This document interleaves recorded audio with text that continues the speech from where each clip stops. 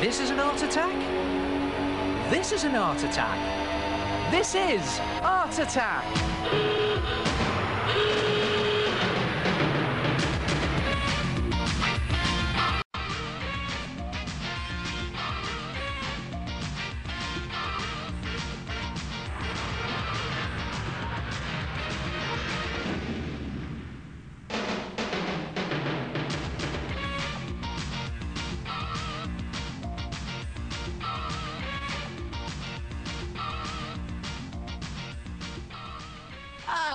Hello there.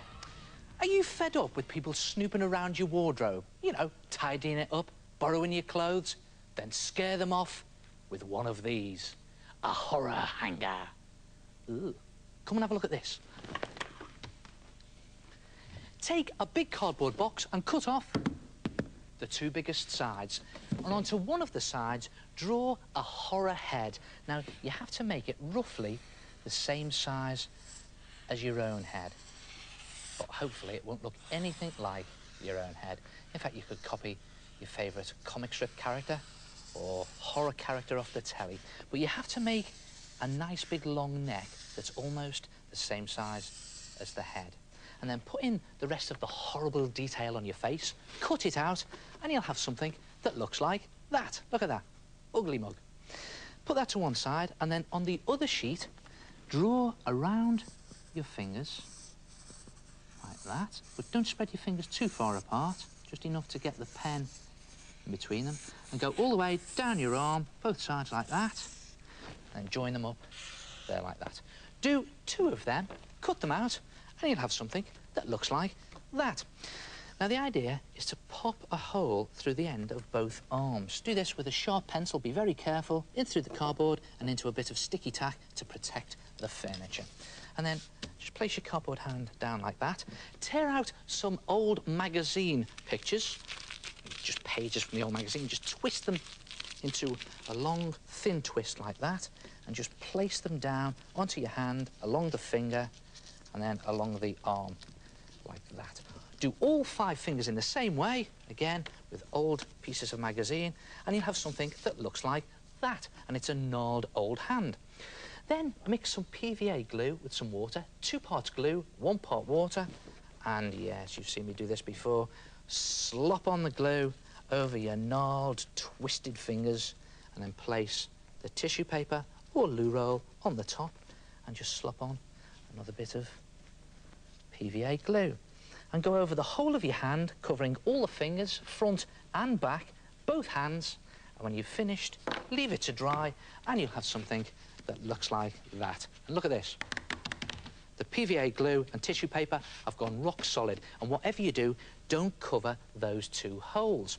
Now, as for the face, what you need to do is build up these facial features into a sort of 3D relief. And the best way of doing this is just tear off clumps of tissue paper or loo roll, and with your fingers, can be a bit messy, but fun to do. Just dip it into your glue like that, shake off the excess, and just position it onto your cardboard and press it into shape.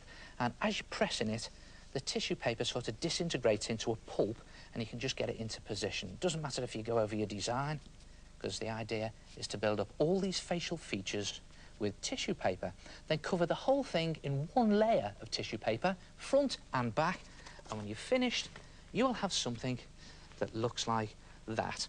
And as you can see, I've built up all the facial features into a 3D relief, and I've even put a 3D bolt through his neck.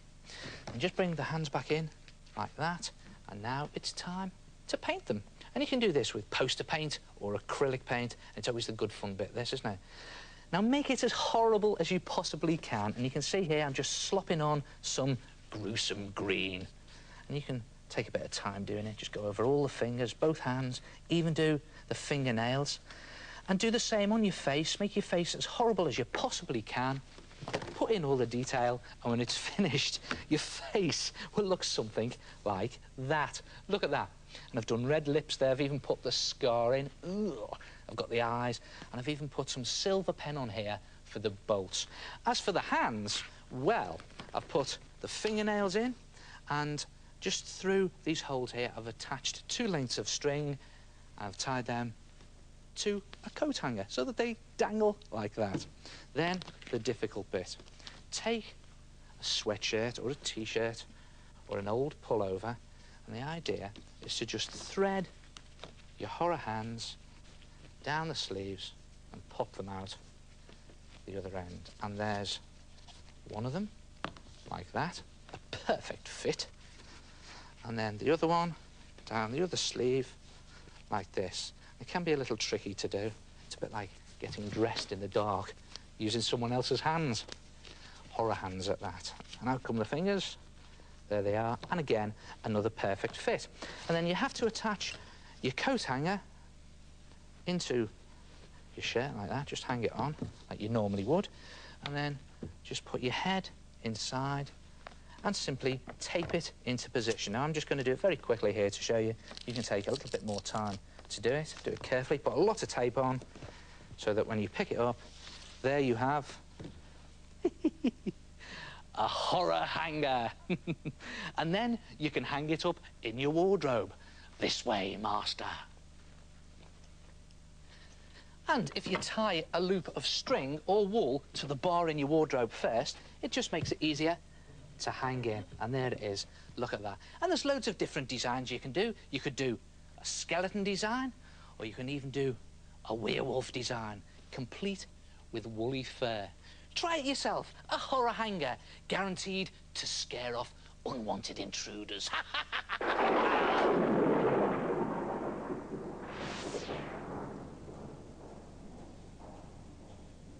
Hello. Yes, it's me, the head. Now, that's basically 5 stages. 1, cut out your cardboard shapes. 2, build up the features using magazines, cotton wool or paper. 3, cover them in toilet roll and PVA glue. 4, paint them when they're dry. 5, tie them onto your coat hanger. Oh yes, and 6, scare someone.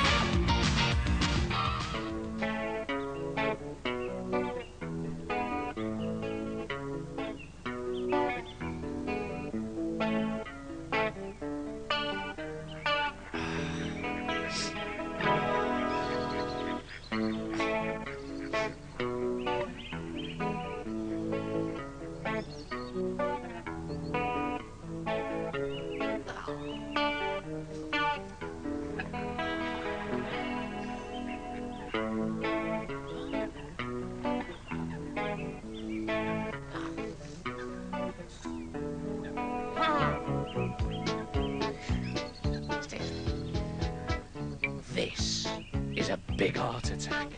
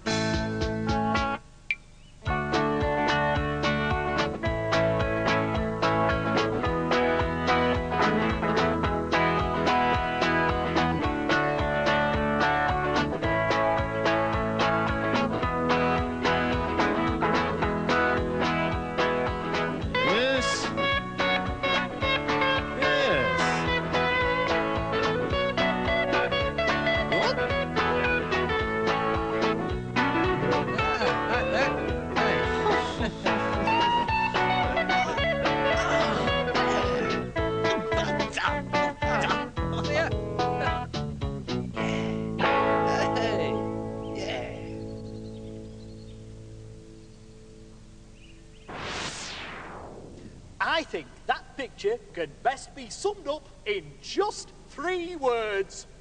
What a whopper! Ooh.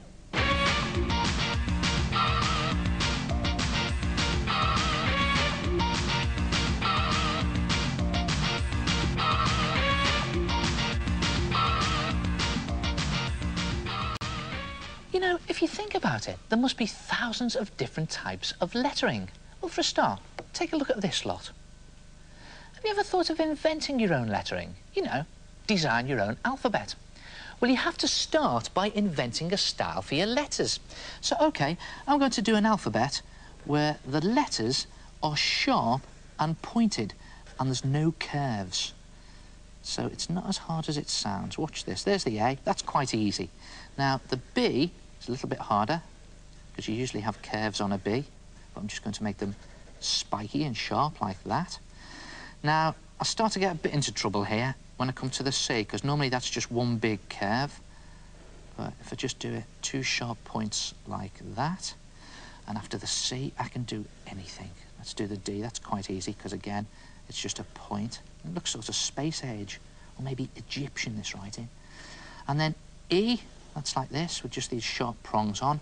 And you notice every time you do a letter, if you keep it in the same style as the letter before it, then your alphabet starts to take on its own personality and style. Look at this, the F, just the same as the E, only without that bottom prong. Now, the G has to be the same as the C. Keep it all in the same style, like that, but with this little tail on the end. H, very easy, just a couple of spikes. Now, on this alphabet, the hard ones are the ones with curves in. So, OK, let's do an O, which is normally just a circle, like that. And what about something like an S, which is just one big curve? Look at that, it looks like a lightning strike. And there it is. And if you continue and do the whole of your alphabet, when you've finished, if you make a neat copy, something like this, look at that. It really looks stylish when they're all together. And you can use that to refer to whenever you want to do any writing on a poster, say. So, OK, let's try another one. There's loads of different styles here. What about one where the letters are all made up of scribble? Now, don't laugh. Let's try it. There we go. I'm going to start with the A. I'm just scribbling really quickly. And sometimes it's a good idea not to be too neat about this, you know, because then it creates its own, should we say, flair and style. Look at that. I did my B in there, just scribbling as I go all the way around. I've got no problem with curves here. The only problem with this one is keeping the pen going. Let's see if I can keep the pen going all the way around C. There it is, round the corner. Yes, yes, yes, yes. Done it. And when the whole of that alphabet is finished, here's my neat copy. Look at that. And again, I can refer to that anytime I want to do some writing or do a poster. Now, you'll notice I've done all of these letters freehand. You can, if you want, do an ordinary alphabet in pencil first as a rough guide, and then just invent your own design on top. OK, let's do an alphabet where the letters are made up entirely of numbers. Well, that should look weird. Let's see. This looks like something a computer has churned out, I think. And the great thing about this, you know, is you only find out what it looks like or what the style looks like when you've actually finished it. Look at this. So it's a bit of a surprise.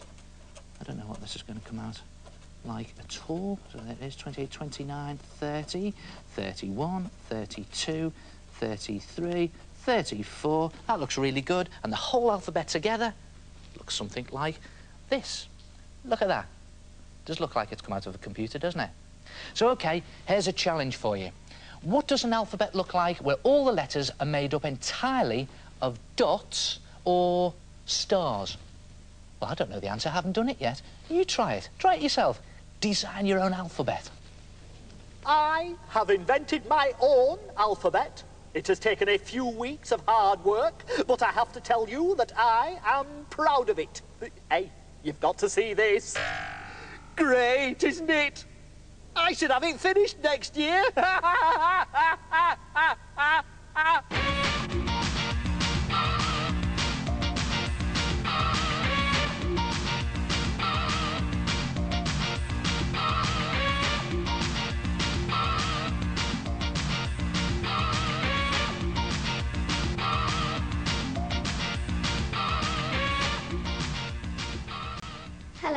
My name is Samantha.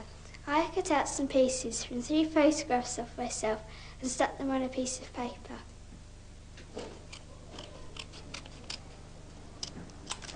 Hello, my name is George. I had an heart attack with a photo face.